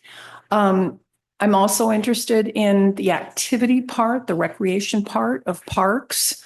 I think we could do more in terms of on the Parks Commission with activities for seniors, getting them involved in, you know, meeting and greeting and maybe some classes or some games or sing along or whatever happening in the parks, especially in the summer.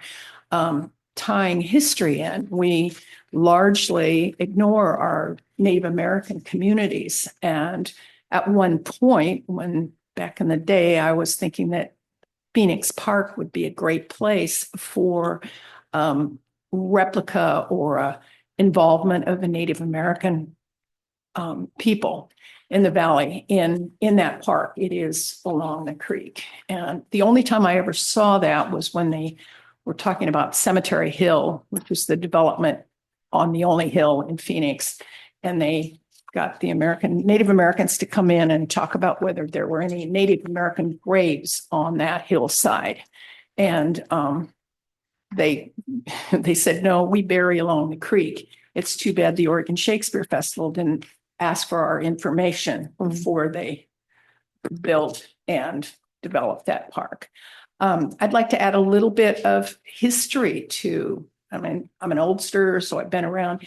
The wetlands area was referred to in a city council meeting when I went waxing eloquently about how it would be like Estes Park. We could use that wetlands and that whole area to give people respite from shops and restaurants and whatever, and use that natural area like they do there. If you like eating your lunch next to elk, which happens in Estes Park. And one of the other counselors said, are you talking about that rat infested hole in the ground? So I'm glad to see this meeting and your consideration of the Miracle Mile and doing something active and introducing wetlands into the city. So that's what I'm here for. Okay, that's it? Yep. All right. Comments, questions? How many years of volunteering do you have for the city? You served on city council? How much what? How many years of volunteering do you have for You the know, city? I didn't keep track and I was working more than full time at the time, but I got a certificate that said 12 years and I went, what? It's been that long? And I don't know whether they accumulated all of it. Larry Parducci was the mayor at that point, and he wanted to give me a plaque. So it said 12 years. Nice, nice. I love your ideas. Thank you. Yeah, especially for the seniors and that. Yeah. Yeah, we do have a senior population. We're underutilizing what's left of the Hispanic community because a lot of them got burnt out. I'd like to see become more multicultural in our focus and in our being able to invite and make welcome. So. Okay, thank you. Do I have a motion? I make a motion to accept Diana Rasmussen's Park Committee appointment. Okay, second. I second. Okay, roll call. Counselor Shane Holtz, Yes. Counselor Chester, Yes. Counselor Swatos, Yes.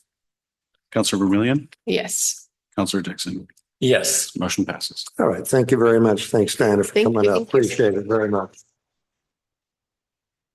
All right, we will move on now to new business. And I know somebody's been hiding back there, waiting for discussion of the North Phoenix Reservoir Project bid award. If I might, I'll go Yeah, ahead. please go ahead. You got it. Yeah, I'll introduce Mr. Ballard. Jeff Ballard is with us. I think it's the first time he's been in front of this group, although some of you had previous experience with the city know who I'm talking about. He comes to us with a lot of experience, specifically with Phoenix. At one point in time, he was their contracted public works director, and is very intimately aware of all the pipes and streets, and it's been a great resource for us, especially getting through a lot of the work that pertains to fire recovery and some of the grants that we received for that purpose.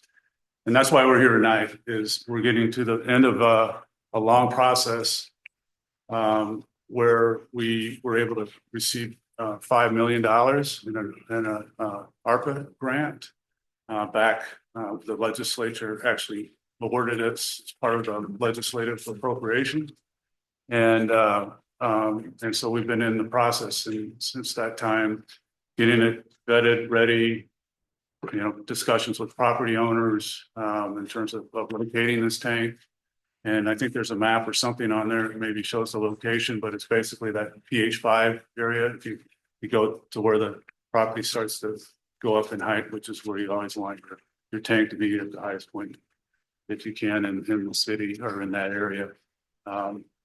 So yeah, this is a lot of work that got us here, and I really want to express my appreciation to Jeff and his staff for the support that he's given us through this process, his expertise, his knowledge. It's just people that he knows that can get us through this project. And now it's the point where we award the bids. So I'll let Jeff take it from there. Yeah. Excuse me, evening, Mayor and Council. So like Eric was saying, some of you I haven't met before, some of you I have.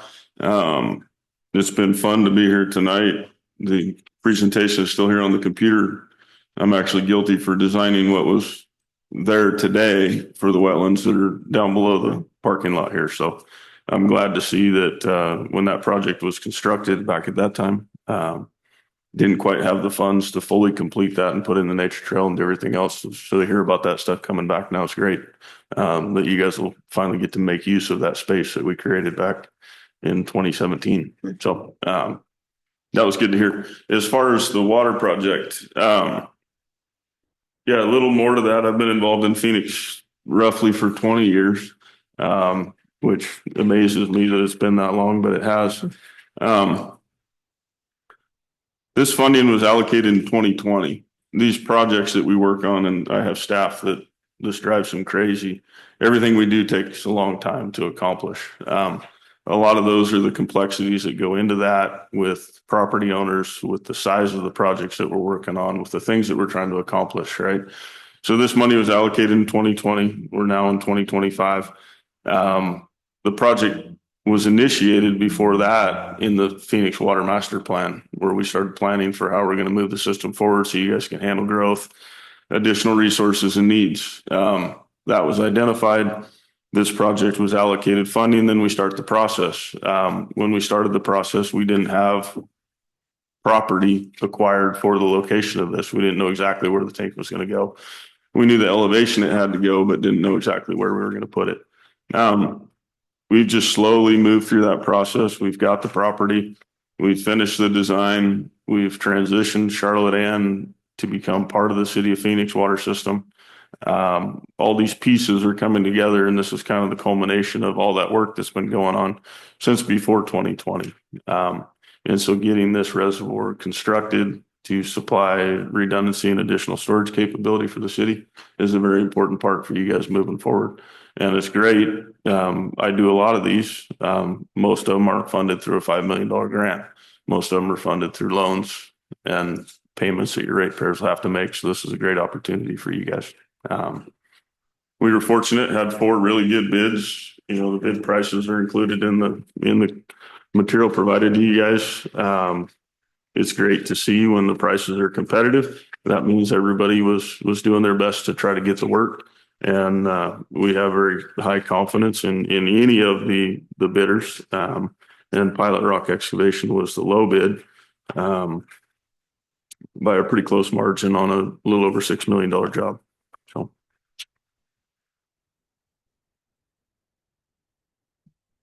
Any questions, concerns, or comments for me? Yes, go ahead. Yeah, I had one question about the grant, and is there a set finish date that this project has to be finished by, or do we have a lot of time to work on this project, or? We do not have a lot of time. So the $5 million that was allocated by the legislature is anticipated to be spent by December of 2025. Oh, okay. So no matter which organization we go with, they're all capable of getting that done by that date. Yep. Okay. That was a requirement of the bidding document. Super. Yeah, through the solicitation. Yep. Very good question though. That water redundancy would greatly have helped in the Alameda fire, that we will have that extra water ability. Can't hurt to have more, Yeah. for sure. Yep. I have a question. When deciding, was it just the budget, or I mean, what do you ever call it? I'm getting tired, but the bid, was it just the bid that you went off of when accepting? Like, how did you it's $123,000 off. I understand that one's lower than the other, but is there other qualifications that you looked at? Oregon procurement laws do not allow us to do that. So we bid strictly on price. You're not allowed to look at the qualifications of the company? All the companies are approved and qualified per the work Oh, okay. that we're doing. But then beyond that, we have to look at price for solicitation. Okay, I didn't know that. That's not, Yeah. okay. Yeah, all these contractors are pre-qualified to do this work. I didn't know, I guess my question was like, I'm just like an average consumer, so I was thinking like looking at the reviews and like how long the company, you're not allowed to do that? Nope. No? Oh, okay, interesting. Cause I wouldn't know, I don't do government planning commission, things like that, yeah. Okay, interesting. Yeah, no, there are alternative methods that you can go about doing things, but this was a design bid build. And then my other question is, so are you allowed to like say, go to Pilot or go to Knife River and say, hey, Pilot Rock came in at this estimate? They give a flat estimate and then you can't like bargain with them or say like, Knife River came in at this, are you willing to go lower? You cannot do that. Okay. Thanks. Yeah, no, absolutely. I'm not saying I agree with all the rules, but I do know what they are. Yeah, that's good. Those are good questions. Oh, Yeah, absolutely. because it may not seem logical, but those are the rules, right? Yeah. That's the point. Okay, any other comments or questions before I ask for a motion? And there is a proposed motion there in your package if you look for it. I'll make a motion. Yeah, it's there somewhere. I move to approve the award of the North Phoenix Reservoir contract to Pilot Rock Excavation, Inc. Okay, do I have a second? Second. All right, roll call. Counselor Vermillion, Yes. Counselor Shane Holtz, Yes. Counselor Swatos. Yes. Counselor Dixon, Yes. Counselor Chester, Yes. motion passes.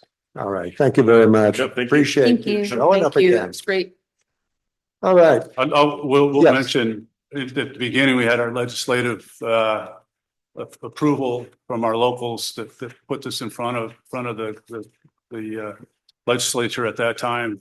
And even at the end, when we were trying to get a signature from a state bureaucracy to move this thing forward, there was holding on Department of Justice. It took a phone call from Pam. She won't admit that, but it took a phone call from her to actually all of a sudden get this thing the next day. So we were really supported in the community, in the legislature. And as Jeff mentioned, this is one of the few where you're actually getting a significant part of it done with grant money. So. great. So good. Thank you. It's good to know the background on these things. Yeah, a lot of times it's just the right person making the call does it. Okay. The next is request for qualifications draft briefing.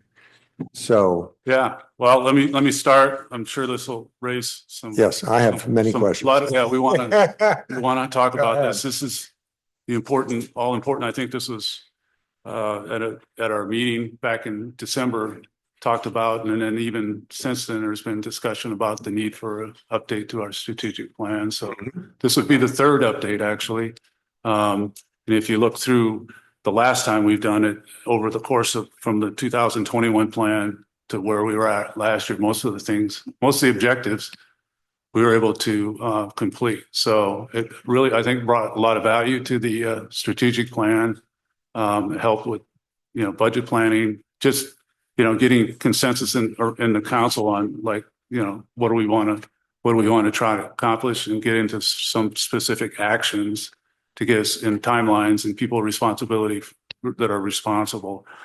So that's one piece of this thing. The other part is FURA. When our strategic plan is put together, it's both. We include both the strategic plan for FURA and then the rest of the city. So it's one document. So we felt like this is something that would also dovetail with some of the work that we need to get done with FURA, specifically on some of the things related to some of the coming in here and giving everybody a kind of a FURA 101, sort of spend some time just learning more about it. And then the second thing would be to look at some opportunities, going forward for our plan, because the plan is extremely old. I think it goes back to like maybe even 2005, if I'm not mistaken. Somewhere it's been a while. Let's say it's been a minute. So having an updated plan, I think it also, with the growth that we're seeing up north, there potentially is some possibilities of looking at that option or that opportunity and going into the future. But anyway, it's just a lot of things that could be accomplished. And right now, I think with our staffing, we would appreciate an opportunity to contract these out. It would be a per hour basis. It's actually within my budget authority to move forward, but I think it was important to have this conversation tonight so that everybody knows what's going on. And then, so that everybody's bought into the process and what we're going to do. So moving forward, I would also advise that probably the next step would be to finalize this document soon and send it out and get our request for proposals or qualifications, RFQ, and get some meetings, depending on how many people respond, get some meetings together. I'd like to have the mayor be part of that committee, going over those. And if you wanted to pick one other person, that's fine. But, at this point, I would definitely want to have your expertise at the table as far as your background with the FURA and all that kind of stuff. You'd be the only guy that's still around since the original. So The only one. the only one. I'm sorry. So, there you go. The history. It's a good yeah. thing. Yeah. The history. Yeah. So that's kind of, Yeah. Okay. Yeah. I have questions, but go ahead. You first. I just wondered if you could tell me the difference of request for qualification and request for proposal. What is the difference on those two? well, so this Request is for a, qualification. this would be a qualifications based process. So we would be looking at specifically, with the responses that they provide us. They give us, their expertise in doing the work that we've outlined. Proposal is more of like a specific, thing, So they bring us their qualifications we Yeah. choose, and then does it still go out for proposal from a No, group no, of them? we're choosing them on qualifications, qualification, yeah, okay. specifically, yeah. Okay. Okay. Other questions from counselors? Okay. I'm trying to, when I've looked at the background on this, as far as I've looked at companies that do strategic planning, and then I've looked at companies that do urban renewal. And, what you're doing is great. But my question is, how can we find one vendor that can do urban renewal and strategic planning and answer all of my questions? I think it's going to be a challenge for them. I just see two different expertises there in many areas. And maybe we can shoot this out and see who comes back, but the people that do strategic planning for like Central Point and Medford, and both of those are, I think, are excellent strategic plans. Looking at those companies, I don't think they do urban renewal. I could be wrong. So that's my challenge that I have. And I appreciate your comment, Zach. What do you think about that? I mean, do you think they're out there? Or I think they're two different animals personally. And if I start getting into these questions with people, and I'm going to get blank stares, and that's, I don't want that, you know. It very possibly could be. I mean, urban renewal is its own animal, right? People particularly understanding the tax increment portion of it and what its purpose is and the rules around it versus somebody that might be a planner coming in and helping with the strategic planning. I guess you could put it out there and see there probably is that person out there that can do that work.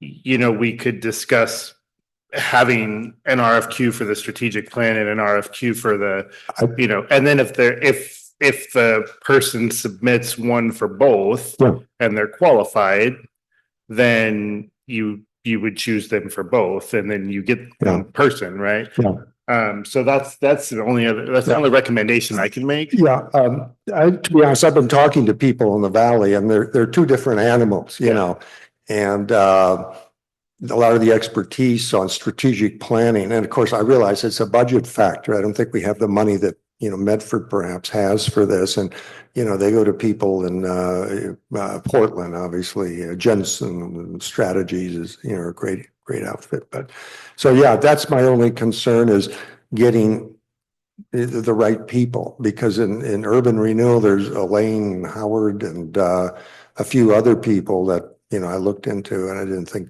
they had very good qualifications. So strategic plan is a lot easier to find those folks than urban renewal. It's a real challenge. But I agree. I think, again, our goal is the same. It's just how we get there. And I just wonder, because I don't think they would pass my test. So I'm putting myself in this position now.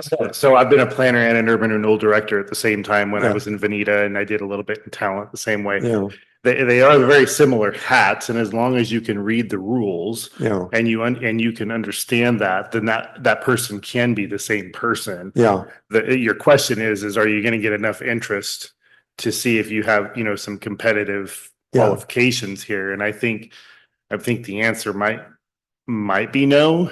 That you can't. I don't know if we scare some people away. They'll say, "Well, I can't do both." I don't know. Let's put it out there. I guess a lot of times. So, like, let's just throw out. It's a big project, so I don't know. It's different, but a lot of times these companies will team with another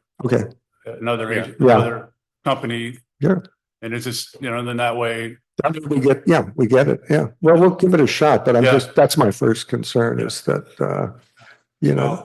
okay. So, all right. I want to take a look at it some more probably and thoughts, and we'll be meeting on Thursday and talk some more with you. There wouldn't be a lot of costs associated with trying it this way. I mean, I think it might be a little bit of time, because you're going to put it out for a few weeks and see what you get. So that's the only thing you're really losing. And we get a pretty good deal with the Daily Journal of Commerce and the League of Oregon Cities to post these things. So it's going to get broadcast out there to a very wide area. Washington, Oregon, Idaho. Like Eric said, a lot of times there's a main contractor and somebody that knows that they can't do the urban renewal part, but they have a good partner. To somebody. Okay, then that's a good point. That's my only concern is just, we get good response. Okay. Any other comments from anyone on it? Okay, and I'm sort of very partial to urban renewal, so I'm very concerned about it. Okay.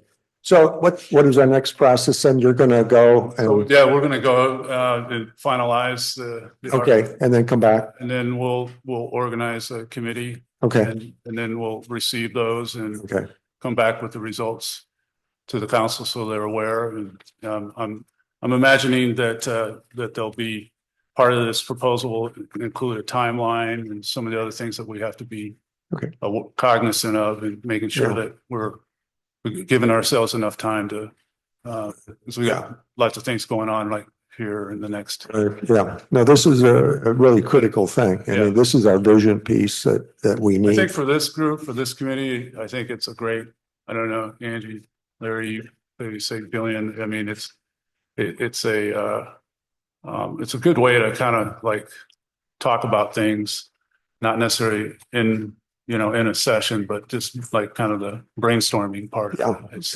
good. well, that kind of, yeah. I like that. Thank you. I think we had a goal of, in the staff report, I was just going back and looking at, if we publish it this week or order the publication this week and it goes out next week, and you put it for 2 or 3 weeks, you potentially could onboard somebody by beginning or middle of April, which would be good for budget time because maybe that person can jump right on board before we get too heavy in the budget and help us with a strategic plan right off the gate. Yeah, that's good. No, yeah, that's good planning. I appreciate that. Okay. No other comments on that, right? All right. So we will move on. We have no public hearings. The city attorney has departed, so we are down back to the city manager. Yeah, just real quick. Up here, I want to formally introduce Alana Valencia. I could say that before you put me on the spot. Valencia. Alana sorry. Valencia. Yeah, Valencia. Hello. Valencia. Alana, yeah. Okay. Sorry. Thanks for the. So yeah, we're really happy to have her. We did a nationwide search and used a lot of, just getting the word out. And we found out that our best candidate lives 5 blocks from City Hall. So there you go. Yeah. So it's very nice to be here. I'm a resident of the city of Phoenix and moved here, bought a lot in 2015 and built a home here. Great. Yeah, so I started my career here in Oregon with the Ashland School District. I was the finance director there for a few years and most recently worked at KDP, the auditors. Yeah. So yeah, my first goal is to get our financial statements in order. And Do you feel like it's a giant, big job, or is it like, yeah, yeah. that was good news. we had a lot of help along the way. Yeah. And so I feel like it's a good time for a person, the director to come in and kind of just organize it all and get it together. So, yeah. It's exciting. And the audits are being caught up. I mean, you're. So. Where are we? We are tentatively scheduled for early May to start that process and complete it. So not for all of the years. So we're going to have to kind of see, we're probably going to get 21, 22 complete. And then in the next fiscal year, work on 22, 23 and 23, 24. Is KDP still our auditor? Yes. Okay. Any other? So glad to have you. Yeah. Oh, yes, Yes, definitely. yes. Yeah, it's great to have. So are her. we. Yes, I know. You are. So Yeah. a couple other points. Kurt Sexton, who's the guy that's been working on these bank statements, getting those all up to date. Feels like now that he's pretty close to having this first one done, that the subsequent ones should happen a lot better or a lot easier, especially with Alana's, help. And I think we're also going to have a conversation about maybe trying to do quarterly finance reports for Yes. the city Yes, council. So, please. That would be great. so we'll have that to share with you in the near term. Wonderful. Yeah, I think we said in April is when our first. All right. Yeah, we have the first quarter. Yeah. Calendar year done. Okay. And will she attend council meetings on those quarterlies? Oh, yeah. Yeah. Okay. Yeah. She's here tonight. I know. We're usually not this long of a meetings, but It was a good one. going It was on. a good one to be. Yeah, at. A lot going It's on. nice to see Okay. the community here. So. yeah. All right. Thank you very much. so much. Thank Appreciate you. you. Okay. And then the only other, I think it was mentioned before, Rosa Van Gordon will be here. We think we're looking at probably the 3rd of March for that. Right. So, She's a new city recorder. yeah, she was, she has a background. She was actually on the Parks Commission, on our Parks Commission, Mhm. takes care of their minutes and She just has a really great attitude. I think the teaching, what is required is there's a lot of resources out there, but you can't teach attitude, right? So I think that's what we really have here is somebody that has a lot of energy, a lot of looks forward to challenges. So yeah, so I think she was involved in some nonprofit work before we got here. It was a group that's involved with sex trafficking, I think. And so she had a lot of engagement with different parts of the community around that topic. So Good. Nice, Yeah. good. Well, that's great. Yeah, that takes some relief off of the rest of the people to have a more complete staff. And that's great. Really, thank you for what you've done to find excellent people. And I've met Rosa. She's, like you said, the word is energy. Yeah, she's got it. And that's a challenging position, being city recorder. So I'm really, really pleased about that. Thank you very much, Eric. Okay, anything else, sir? You're done. Zach.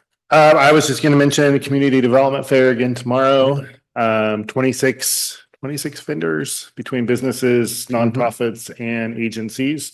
University of Oregon will be there doing their conceptual plan presentation and also taking in more information. And then another grant that we haven't talked about a lot because it started like literally right after the fires, the Transportation Growth Management Grant for the revision into the Bear Creek Greenway and the commercial connectivity. It seems like we're finally getting some legs on that one, and we're going to make a recommendation here at some point to our planning commission. They held a CAC meeting tonight, which might be their final one, and we have a project meeting tomorrow. And then the folks will be here for TGM on the other side of the Civic Center to give their information and take more public comment. So it's been a challenging project with working with multiple agencies and then working with a couple of different folks that they've changed hands a few times. So getting different people, but I feel like we've got some momentum there. So, and then the last thing I'm going to say is, so we've got some new monitors up, one up in City Hall. So when you come into the ground floor of City Hall, you'll actually see some announcements, but mostly how to get up to City Hall. And some critical information. And then we're also we're working with the electrician, so a little bit of a challenge trying to get. We have another 75-inch monitor that we're going to put against the window here at the Civic Center, facing outward, so you can see it from the street, advertising the events and things that are going on. So things that are going on at the Civic Center, or just information in general. So. And that will be something that I'll be working with the city recorder on, but we can control all of those remotely. So it should be really easy to change the messaging. So excited to see those go up. So those monitors, where will it be? The one that will be here? The one that'll be here will be out in the window right there facing the street. Okay. So it's going to be mounted up against the window so you can see it from the street at nighttime or in the daytime, or if you're here for an event, you can see what's going on as well. Sounds good. Good. All right. All right. Well, I'll go last. I have a few things, at least 2 or 3 or more, but all interesting. Okay. All right. Let's start on this end. Jillian. Yes, this was a great meeting. I was really enjoyed looking at all the stuff going around Phoenix. Al and I had a good conversation the other day, so I feel like we have a good I don't know, I'm just looking forward to a good relationship with everyone on the council, and I am looking forward to that strategic plan. And because I've never been involved in one before, so I think it'll be a really cool experience. And I'm also looking forward to the next town hall. I will be there, and I look forward to seeing it. And that's all I got. Great. Thanks. Thank you very much. Yes. This is a great meeting tonight. We had lots of topics covered, and I'm really happy about all the response we've had from all the citizens. And I'm excited to represent tomorrow at the business meeting. What's it called? Heart of Phoenix? Yep. Bring my heart to Phoenix. And talk to more people. Madam. Great information coming through.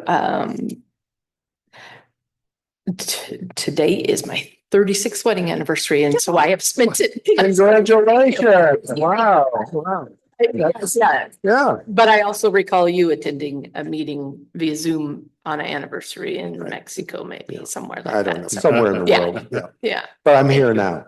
Uh, I'm here now. yes. All yes, right, go yes. ahead. Well, no, you were I was on- goofing off somewhere.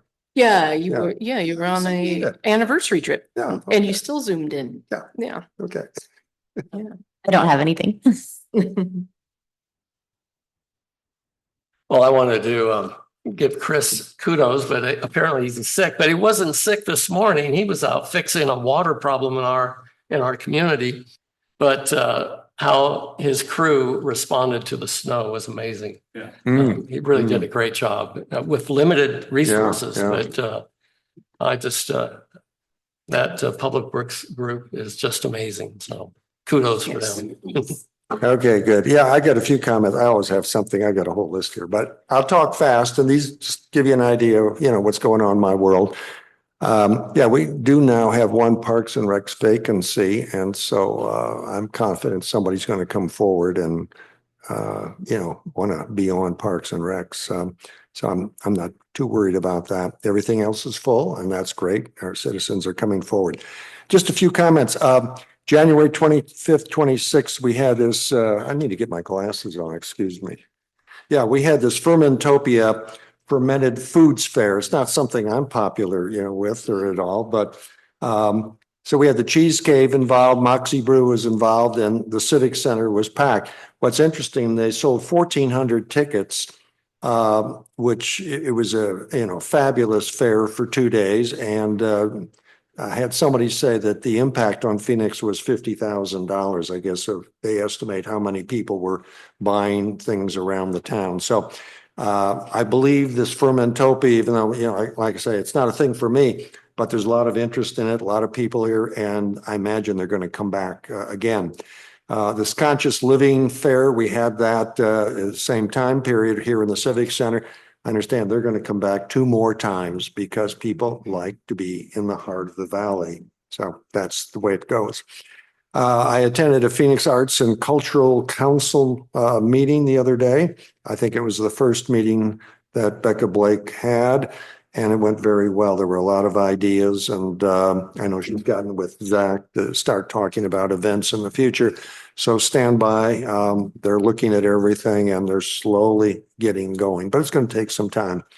I understand from my wife, who's still here, that there's going to be a children pollinator garden in the community garden, right? And that's being sponsored, I think, in part by the Pollinator Project of the Rogue Valley. So that's something new that's really interesting. The Chamber of Commerce has put up a business survey on their website. It's in English, and for the first time, it's in Spanish. There's a little toggle that you hit, and you can get either version. So that's really exciting. And by the way, on the Spanish-speaking businesses that we have in town, Virginia's not here, but when she's well, she's going to go out to all those businesses, sit down with them, and go through that survey with them and help them fill it out. And again, this has never been done before, so I'm very proud of the initiative she's taking on that. And you want to know what I did last few days? I visited every business in Phoenix. Oh my gosh. I know, 80 businesses roughly. So that was interesting. Some places, of course, I was the first mayor to ever show up. They said, "Who are you?" And I said, "I'm the mayor." And so that was exciting.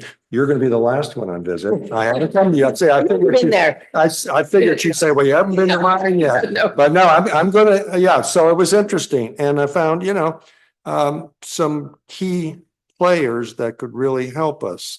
I won't name the business, but one guy just said, "Yeah, I own this business. And by the way, I know," and he listed every heavy mover in the entire valley. He knows them all personally. So I'm going to come back to him and say, "You could sponsor a few things for us."